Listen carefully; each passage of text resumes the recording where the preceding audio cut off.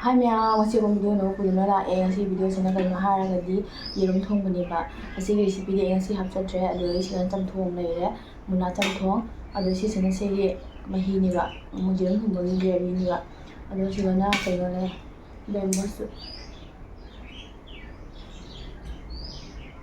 thumbnail jabra leida ya thumbnail Seni miyang ngasi matheng se chaba hawrage umong me luboy mo ko chemo sa la lo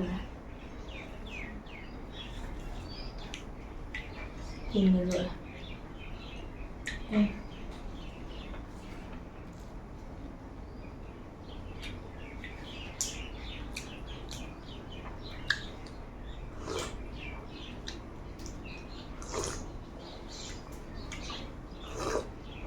hảo nhỉ hỏi là tụ thành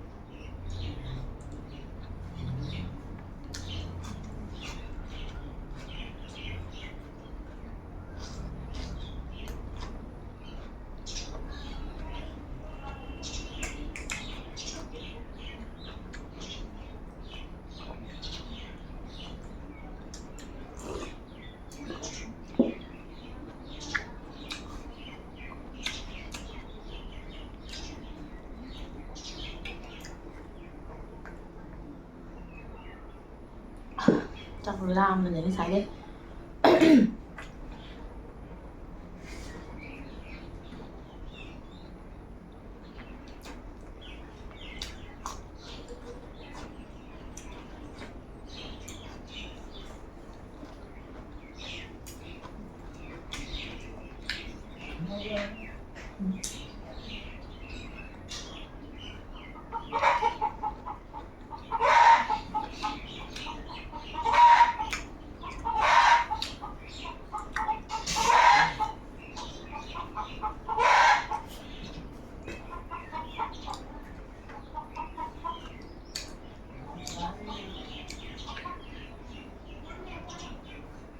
Segi mahi gravy anh mahi yam lang hanjiri mahi yam lang chaba hauti ba idi anu nai ana mana mahi se hai ba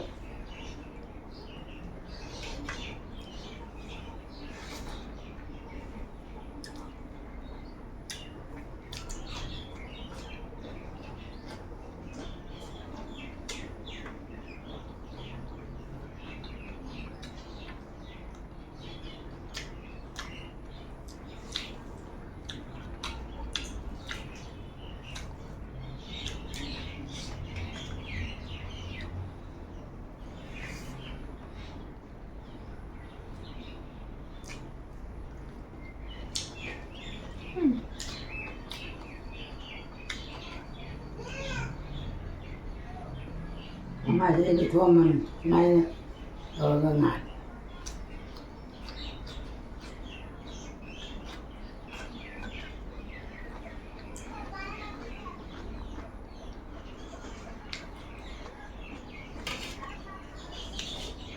à tin bàn thì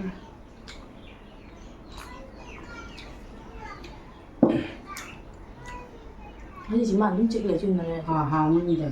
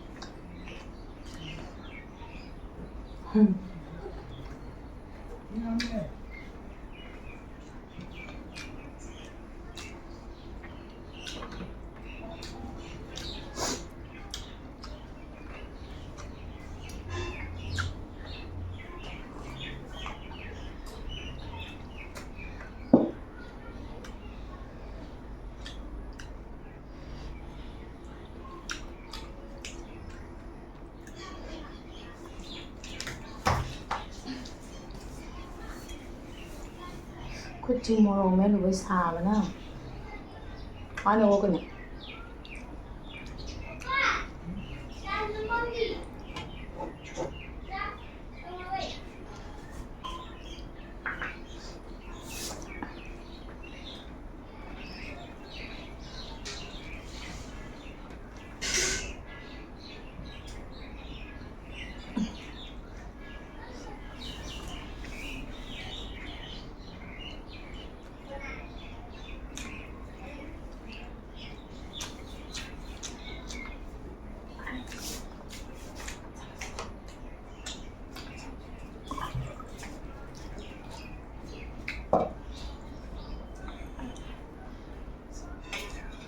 Một sao nữa, mà cô chơi ra được. Sao nữa?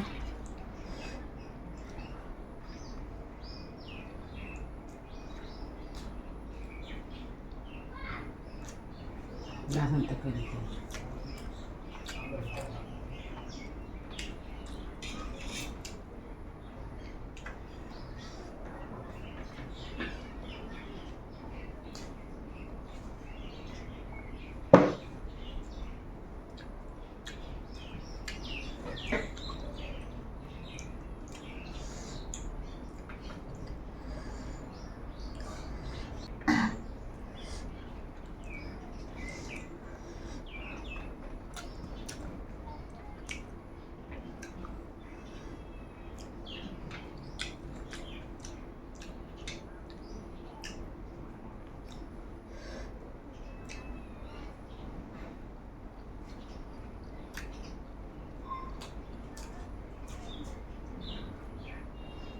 Yang itu. Yang itu sebab. Wah.